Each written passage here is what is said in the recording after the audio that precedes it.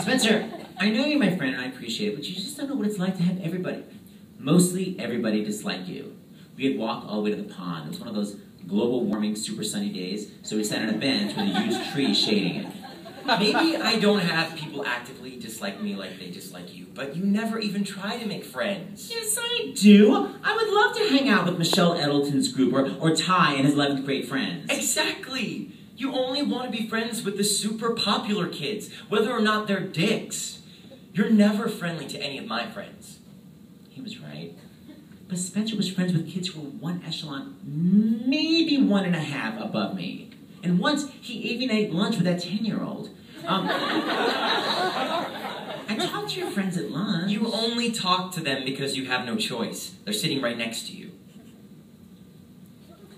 I tried to look like he was not totally right. Justin, I can tell you'd cut the conversation off in a minute if a popular kid started talking to you. What's wrong with wanting to be popular? That's not why you make friends. The kids you're chasing after don't share any of your interests. Do you really want to sit around discussing whether Michelle Edelton should or shouldn't get a nose job for her sweet 16? Not really, I thought. Especially since there was nothing to debate. She should get a nose job. Preferably by her sweet 15. By the way, I'm sorry I didn't say anything when Gould called you a fag. Don't worry. No one wants to get beat up by him for talking back. Oh, I'm not scared of getting beat up. I'm just trying to practice a Zen thing of not responding to negative energy. God. Lately he was doing non-stop name-dropping of various Dr. Phil, psychobabble, Eastern religion theories. I can't. Unfortunately, I asked him to clarify. Well, I'm basing it on the theory that if a tree falls in the forest and nobody hears it, it hasn't fallen.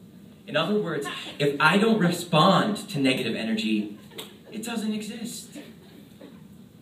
I was still trying to understand the tree falling silently theory when my cell phone rang. It was my mom reminding me I had a violin lesson in an hour.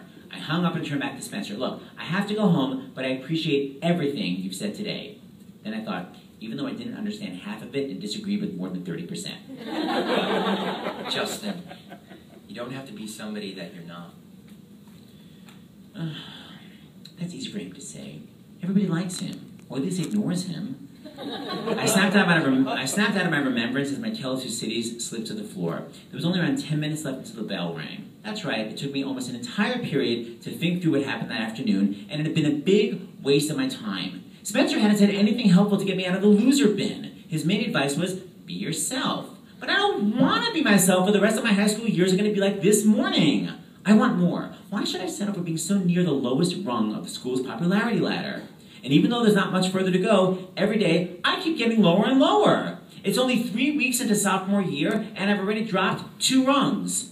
I recently did an informal calculation and figured out that 94% of freshmen are more popular than me. I thought everybody hated freshmen. That's supposed to be the fun thing of being an upperclassman. Somehow, I've become the exception to the age-old rule. My loserishness has trumped the inherent loserishness of almost the entire freshman class. Even that kid who carries around his tuba. I sat in the library and finally gave thought to something that secretly dwelled in the back of my mind for years. I'll always be a loser. Then I said it out loud. I'll always be a loser. Made me feel terrible. But there was something familiar about that sentence. Who did it sound like?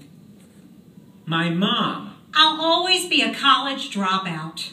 My mom said that my whole life whenever people would ask her what she did for a living. Well, I had planned on having a career, but suddenly there I was, 20 and pregnant. She'd shake her head and trail off.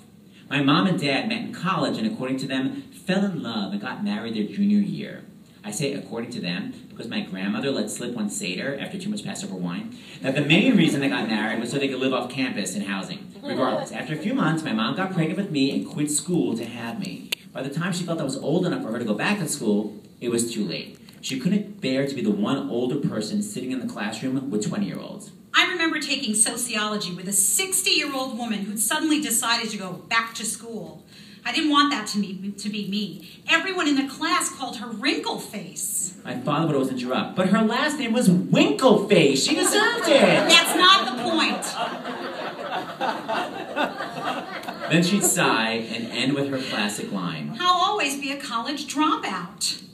She would follow that statement with what could pass as a laugh if you based it on sound alone, but when you factored in her face, you knew it was actually sadness and regret escaping her mouth with sound attached.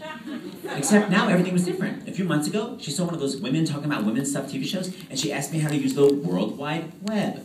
Soon, she bought her own laptop, and now she's online every day taking college courses. Wait a minute. If she can do it, I can do it, can't I? Yes! And I don't want to wait until I'm in my mid-30s to get myself together like she did. I'm starting now!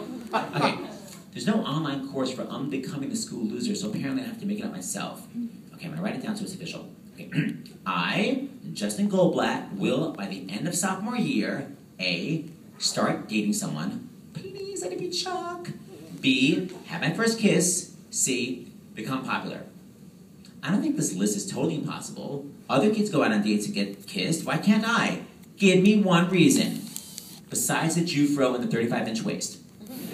There must be someone out there who'd find that attractive. Hopefully Chuck. And as for becoming popular, it could happen. Granted, I have to somehow magically overcome being disliked by basically an entire school, but I have the whole year to do it. Okay, so there are 1,300 kids in the school, so okay, if I divide that by 180 days, it's a typical school year, minus a few weeks already lost. Okay, I have to make 8.3 kids a day not hate me. Not hate me? Why am I thinking small? How about worship me? And what's with the 8.3 kids a day? Let me challenge myself by bringing it up to 8.6. Excellent. Now I have a plan. Actually, looking over this piece of paper, it seems I have more of a list of results I want without the actual plan. Well, at least I'm able to see my football-playing, soon-to-be-possible boyfriend in French class next period. Maybe gazing at its gorgeosity will trigger something in me besides the usual excessive sweating. Wish me luck!